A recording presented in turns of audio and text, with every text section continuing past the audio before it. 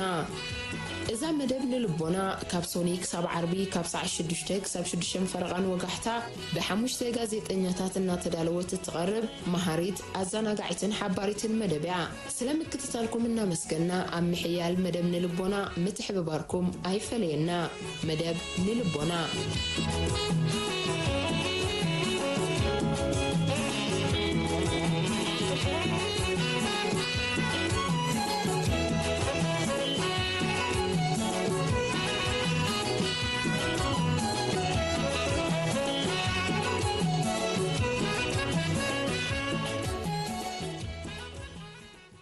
سلام عنان ناقاتكم يكون كبراتن كبران سمعتنا كنياتو بسنكي نحسيا بزيبلو فتنة الناتو قعزة سبات الزغزفن عمر زحت سرنزلو فيروس كورونا أبوترن فرحن أبشغلوتن نوتقا أمرون آتينالو زلنا كنايوم أزحما مزي ممتئو بزي قردس مدفئو كننادي كمزقبانان درون باتي خوني زبلنا من قردي نفتنن نسرحن كمزلنا نكتاطولون نملكتونا لنا امباركس نلومي عمدم نلبونا كابزي بترقاقامي زقل زرلو زي فالله نزح حمام زملكات أقباب مكل خالون كال اندرس استحسو حزنا لكم متسينا لنا كساب فتامه كتكاتاتولنا بخبرن عدم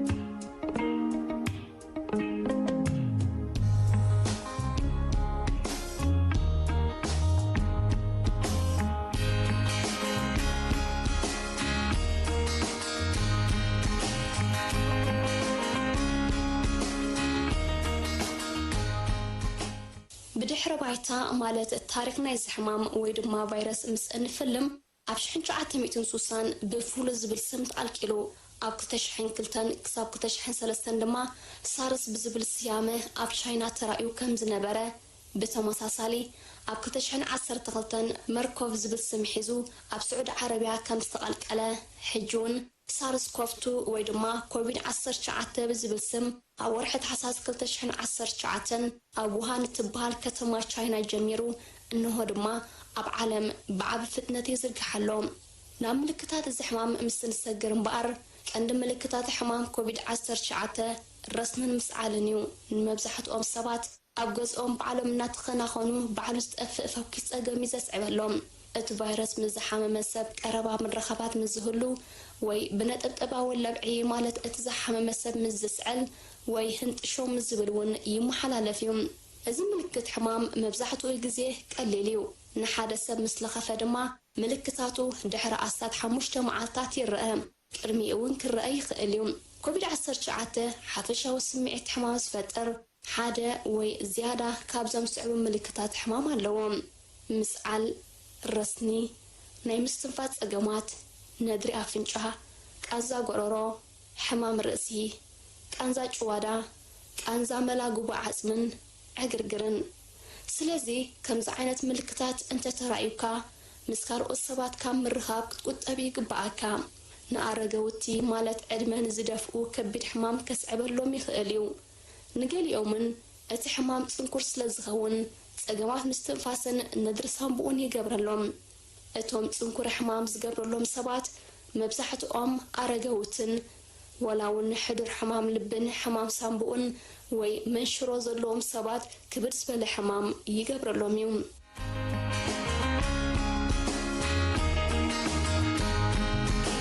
حيوت عبايا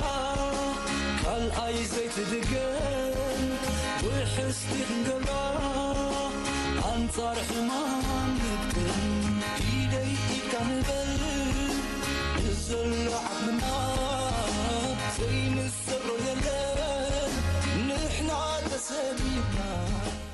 كابزي بمقصال دما نزي بعالم درجة زخونا مكتئي مالد فواس مدهانيت زي ترخبو وتلابع حمام نأفا وسؤو زي كوانا نأقباب مكل خالينا خنرئي الدقيمنا مكتتالكم عدمينا يوم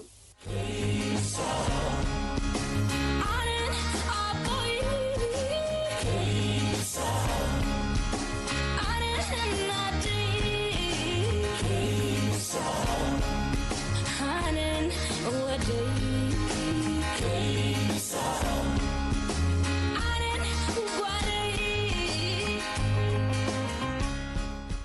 بزعبا كوفيد-19 ننفسخان كالوتن نمكلخال زحجزا شوعاتك قللت معدوتات نسعبلكم قدماي قليل ملكت حمام كم كازا غورورو مسعال وي ندر افنጫ مالس عفعفتا انتلكا ኣብ ገዛኻ ኹን ከይተንቀሳቀስካ ድማ ብዝኾነ መንገዲ ንዝምልከቶ ኣካል ሓቢርካ ካብቲ ናፃ ዝኾኑ ሰባት ዘለውዎ ከባቢ ከም ትርሕ ግበር እዚ ድማ ንዝያዳ ፈውስ ነፍስኻ ጥዕና ስድራቤትካን ብሓፈሻ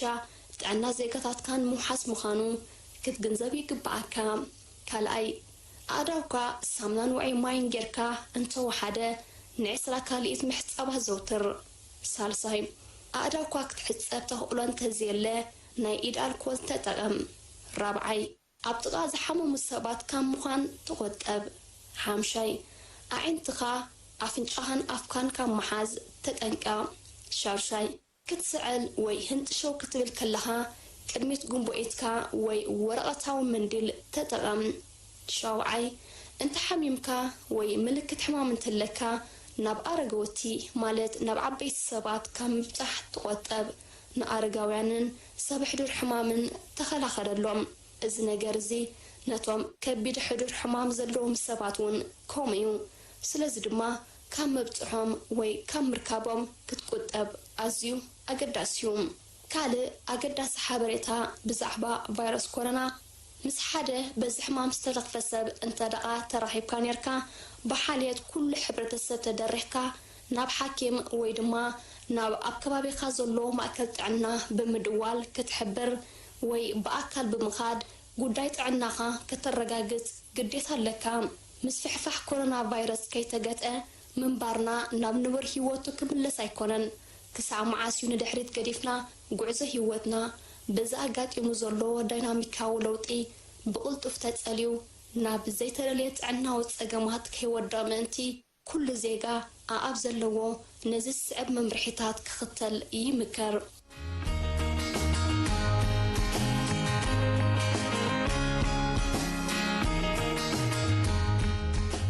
ቀዳማይ ንሕማም ናይ ምፅዋር ዓቕምኻ ብዝግባእ ክሰርሕ ስለ ዝሕግዝ ዝተመጣጠነ ምግቢ ብላ ካልኣይ ምስ ምድራት ምንቅስቓስ ኣልኮላዊ መስተ ጥራይ ዘይኮነ ሽኮራዊ መስተታት እውን ወጊድ በል ሳልሳይ ብኮሮና ቫይረስ ምስ እትልከፍ ካብዚ ሕማም ንኽትገላገል ወላድኣ ተስፋ ይሃልኻ እምበር ምትካኽ ሽጋራ ንኻልእ ዘይተደልየ ጥዕናዊ ፀገም ከቀላዓካ ተኽእሎ ስለ ዘለዎ ዳግመ ግምት ክትገብር ይግባኣካ ራብዓይ ውድብ ጥዕና ዓለም ንእኹላት ሰባት ንመዓልቲ 30 ደቂቕ ንህፃናት ድማ 1 ሰዓት ስሩዕ ምንቅስቓስ ኣካላት ክገብሩ ይፅዋዕ ኣብ ገዛኻ ኮንካ ስራሕ ተካይድ እንተደኣ ኣለኻ ካብ 30 ደቂቕ ንላዕሊ ኣብ ሓንቲ ቦታ ኮፍ ኣይትበል ኣብ ነፍሲ ወከፍ ፍርቂ ሰዓት ን3 ደቂቕ ተንሲእካ ተንቀሳቐስ ሓምሻይ ስነ ኣእምራዊ ጥዕናኻ ትኸታተል ኣብ ከምዚ ውጡር ግዜ ክትጭነቕ ክትደናገርን ክትፈርሕን ትኽእል ኢኻ ምስ መቕረብካን ኣመንትኻን ይህን ሚህን ምባሃል ክሕግዘካ ይኽእል እዩ ኣብ ከባቢኻ ንዘለዉ ሰባት ብዝተፈላለየ መንገዲ ምሕጋዞም ካብቲ ንሶም ዝረኽብዎ ሓገዝ ንላዕሊ ክሕግዘካ ይኽእል ርህራሄ መድሃኒት እሞ ንጎረባብትኻ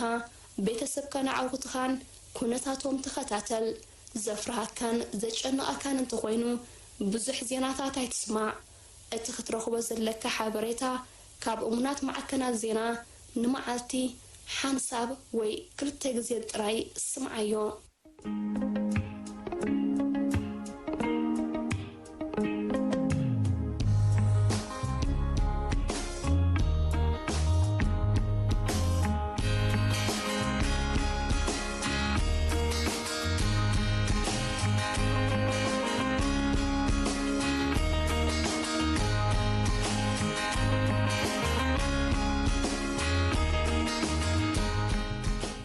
ብዙሓት ካብ ህፃናትና ብቫይረስ ኮሮና ዝተሻቐሉን ዝፈርሑን ኣለዉ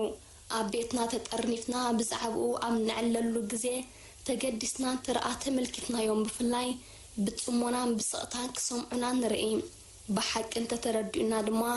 እቲ ኻባና ዝሰምዕዎ ወይ ዝከታተልዎ ናይ ሽበራ ቃላት ማዕረኽ እንደይ ኣብ ውሽጦም ኣትዩ ክሕምሶምን ንኣእምሮኦም ክብሕቶን ከም ዝኽእል ክንግንዘብ ይግባኣና ብፍላይ ድማ ኣብዚ ቤት ትምህርትን መውዓሊ ህፃናትን ተዓፂሉ ዝርከብ እዋን ብዙሓት ሓሳባት ክመላለሶም ይኽእል እዩ እሞ ኸድኣ ብዛዕባ ኮሮና ቫይረስ ምስ ህፃናትናን ንኣሽቱ ደቅናን ኣሕዋትናን እነካይዶ ዕላልን ዝርርብን ከመይ ክኸውን ይግባእ ህይወት ዓባያ ካልኣይ ዘይትድገም ውሕስቲ ክንገብራ ኣንጻር ሕማም ንግጥም ኢደይ ኢድካ ንበል ንዘሎ ዓቕምና ዘይንሰብሮ የለን ንሕና ተሰቢብና ክንሓምም ንኽእል ዲና መወዳእትኡ ኸ እንታይ ክኸውን እዩ እናበሉ ከም ዝጭነቑ ከነስተበል ይግባእ ስለዚ እምበኣር ካብ ፍርሒ ንኽገላገሉን ክቐስኑን ብዛዕባ ልኽፈት ኮሮና ከነዘራርቦም ኣዝዩ ኣገዳሲ እዩ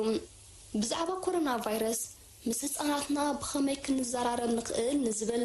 እዚ ስዕብ ምኽርታት ክንልግስ ንኽእል ብዛዕባ ኮሮና ቫይረስ ምስ እነዘራረብ ብንያደ ቋንቋን ምስ ደረጅኦም ዝኸይድ ኣዘራርባን ምጥቃም ህፃናትና ከይፈርሁን ኣብ ራዕዲ ከይኣትውን እቲ ዝግባእ ሓበሬታ ክረኽቡ የድሊ ክርድእዎ ብዝኽእሉ ኣገላልፃ ሓበሬታን ኣፍልጦን ምሃብ ይግባእ ዓቕሎም ንኸይፀቦም ካብ ዓቐን ንላዕሊ ሓበሬታ ካብ ምሃብ ግን ንቆጠብ ብኣድማዓነት ከነረድኦም ምታን በቲ ህፃናትና ዝፈልጥዎ ወይ ብዝመስሎምን ክሓትዎ ዝደልዩ ኣርእስትታትን ወይ ጉዳያትን ተመርኪስና ዝርርብና ክንፍልመሎም ንኽእል ነቲ ዘቕርብዎ ሕቶን ሻቕለትን ድማ ብፅሞና ተገዲስካ ምስማዕ ህድኣት ክፈጥረሎም ዝኽእል መንገዲ ተጠቒምና ከነህድኦም ኣለና ብዝከኣል መጠን ርግኣትን ቅሳነትን ክህቦም ዝኽእል ሓበሬታ ንሃቦም ግን ካብ ሓቅነት ዘይረሓቐ ሓበሬታ ክኸውን ኣለዎ ከም ኣብነት እቶም ዝበዝሑ በዚ ቫይረስ ዝልከፉ ብዙሕ ኣይሓምን እዮም ኣብ ቆልዑን ህፃናትን ዘሎ ስጋት ድማ ውሕድ እዩ ቫይረስ ኮሮና ዝያዳ ነቶም ዕድመ ዝደፍኡ ሓደገኛ ሕድር ሕማም ንዘለዎም ዓበይትን ንኣሽቱን ድማ ከጥቃዕ ይኽእል በዚ ሕማም ሰብ እንተተለኺፉ ወይ ድማ ምስ በዚ ሕማም ዝተለኽፈ ሰብ ተራኺቡ ሰላምታ እንተተለዋዊጡ እዚ ሕማም ገኒንሉ ኣብ ዘሎ ሃገር ወይ ቦታ ገይሹ እንተነይሩ ንሓኪም ብምውካስ ሓጋዚ ምኽሪ ምርካብ የድሊ ከምዚ ዝግለጸልና ዘሎ ኣእዳውና እናሻዕ ብማይን ሳሙናን ብግቡእ ክንሕፀብ ይግባኣናዩ ግን ወላ እኳ ኢድና ብግቡእ እንተተሓፀብና እቲ ሕማም ንኸይላባዕ እቲ ዝግባኣና እንተገበርና ምሉእ ብምሉእ ካብ ልኽፈት ክንገላገል ንኽእል ኢና ክንብል ኣይከኣልን እዩ ብምባል ልዑል ጥንቃቐ ክንገብር ከም እንግደድ ክንሕብሮም ይግባኣና ብዛዕባ ዝህሉ ኩነታት ብዝተኻእለ መጠን ብግሉጽነት ነዘራርቦም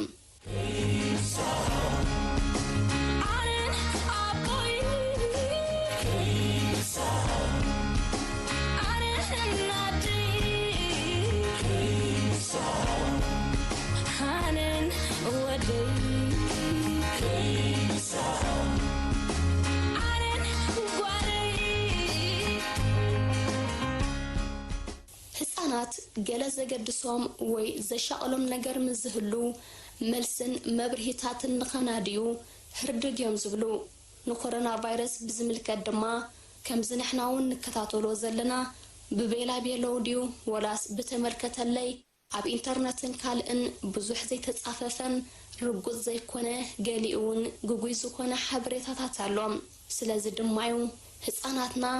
ምስ ብሩህን ጉሁድን ሓበሬታታት ከስንቆም ዝኽእል ምስ ሓደ ዓብ ሰብ ምዝርራብ ዘድልዮም ሕማም ተዳኣጋጢሙ ብግሉጽነት እቲ ሓቂ ምክፋሎም እቶም ብኮሮና ቫይረስ ተለኽፉ ተባሂሎም ዝጥርጠሩ ንዝያዳ ምርግጋጽ ን14 መዓልቲ ይውሸብዮም እቶም ዝሓመሙ ወይ ብከቢድ ዝተጠቕዑ ከዓ ኣብ ሆስፒታል ብምእታው ይድቁስን ሕክምናዊ ምክትታል ይካየደሎምን እናበልና ብልዙባ ዘራርባ መርድኦም ህፃናትን መንእሰያትን ሓበሬታታት ካብ ዝተፈላለዩ ምንጭታት ክረኽቡ ይኽእሉ እንተኾነ ኩሎም እቶም ምንጭታት ሓበሬታ ተኣማንነቶም ዝሓለዉ ከይኮኑ ይኽእሉ መብዛሕትኡ ግዜ ህፃናት ናይ ገዛ ርእሶም መብርሂታት ቀሪጾም ንገዛ ርእሶምን ንኻልኦት ህፃናትን ከሰብዱ ይኽእል እዮም ዕብይ ዝበሉ ቆልዑ ዜና ክከታተሉ እንተደኣደልዮም ምስ ወለዶም ብሓንሳብ ኮይኖም ክርእዩ ይምረጽ እዚ ድማ ሕቶታቶም ንምምላስን ነቲ ሁሉ ኩነታት ብዝያዳ ንምርዳእን ምባል እዩ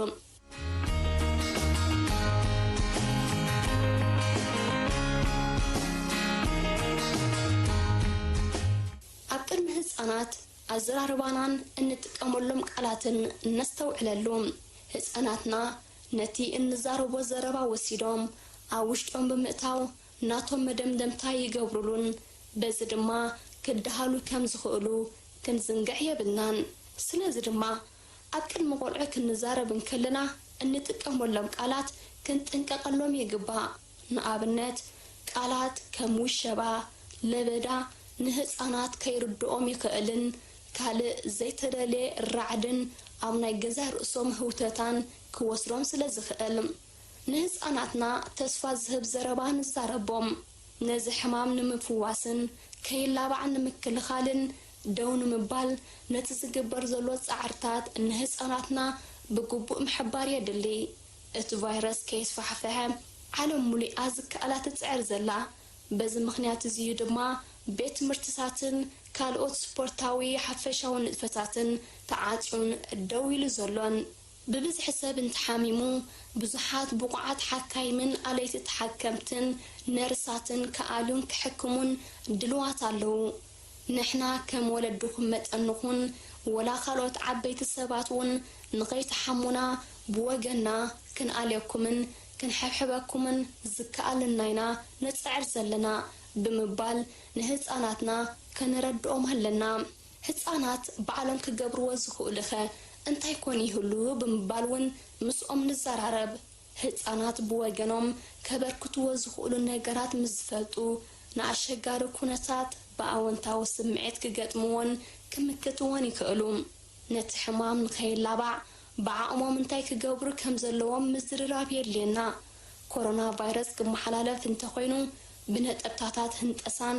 ሕውእታን ሰዓልን እዩ ዝመሓላለፍ ልኽፈት ክነወግድ ተኾይና ንጽህና ጽሬት ኣዳውና ብጥቡቕ ምስ እንሕልዩ ማለት ኣዳውና ብሳምናን 20 ካልኢታት ኣጸቢቕና ክንሓጽቦ ኣለና ኣዳውና ክንሓጽብን ከለና መታ ነቲ ግዜ ከይተፈለጠና ክኸደልና እንፈትወን ደርፍታት ወይ መዛሙር ብምድግጋም እንተደረፍናን እንተዘመርናንከ ከመይ ይመስለኩም ነገራት ብኣውንታን ምምራሕ እዩ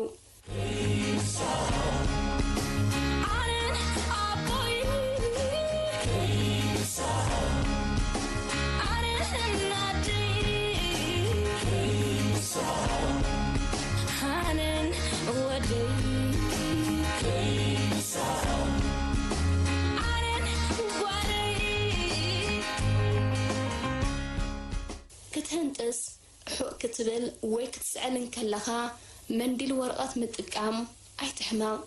مستقام كاخا اتمنديل ورقات بقو حفو منديل ورقات أقربا مزيه اللوكا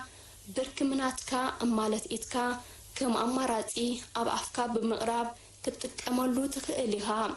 كدقاقم ناي قدن يمو انت تتسأليوكا مالت نزح مامنا بزبولو ملكتات مزكالا قولوها أبيت كاكوف مبالن بهوتوت بزوخنا منجدي نزملكوت أكال محبار أزيو أجداسيوم ننفسخا حاليخات رايزي كونس نتوام كبيد حمام كسعبولوم زقل أبقربا زلون بقليل كتقعو زخورن نمكلخال كابز بلستل على حاليوتيوم كلاتنا بب وغنا بب زكالنا جدن إجامنا خنبركتها لنا هساناتناون بوغنوم زكالوم كبركت اللوم اززلنا يقوان ننحدحدنا ان ندناقصلون ان نكبخبولون اوانيو سلازم بقار ندحنتنا ندحنا دقنا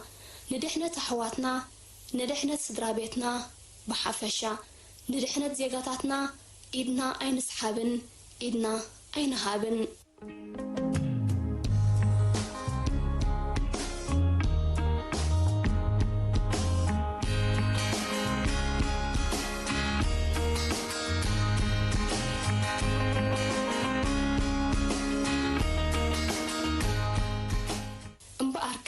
لبعز فيروس نمكلخال أعداونا بماين صامنا نسري ጥንቃቐ ወሓስ ድሕነት ያሞ መምርሒታት ብጥብቂ ተሓሎም ጥዕና ቅድሚ ኩሉ ዝስራሕ ጸጋይ ሞ ኣይንዕጎግ በሓልዮት ርሕቀት ንሓሉ መሳርሒታት መስተይን መብልዕን ንጽህንኡ ይተሓሎ ሓላፍነታውያን ንኩን ቦታ ስራሕና ይኩን መንበር ቤትና እኩል ብርሃን ፀሓይ ከም ዝረክብ ንግበር ሞያና ዘሰከመና ሓላፍነት ንምፍጻም ህዝብና ነንቀሕ በግብሩን ኣብነት ንኩን ንፋቐርን ንፋቶን ንስለ ድሕነት ግን ንፈናተት ሓላፍነታው መንፈስ መርአያን ሓቲሞ ብህይወትናን ህይወት ዜጋታትናን ንገደስ ብዝተረፈ ዝሰማዕናዮ ኣብ ልብና ይሕድሮ ምስተውዓሉ ይሃበና ጭንቀትን ሻቁለትን ወጊድ ብምባል ብርግኣትን ምትሕልላይን ብዝተኻለና አንጻር ዝሕማም ንቃለስ እናበልኩን ንስለ ምክትታልኩም እናመስጎንኩን ዝፋንወኩም ሻን ምስግናኤ ብሩኽ መዓልትን ሰናይ ቅንያትን ይግበረልና ሰላም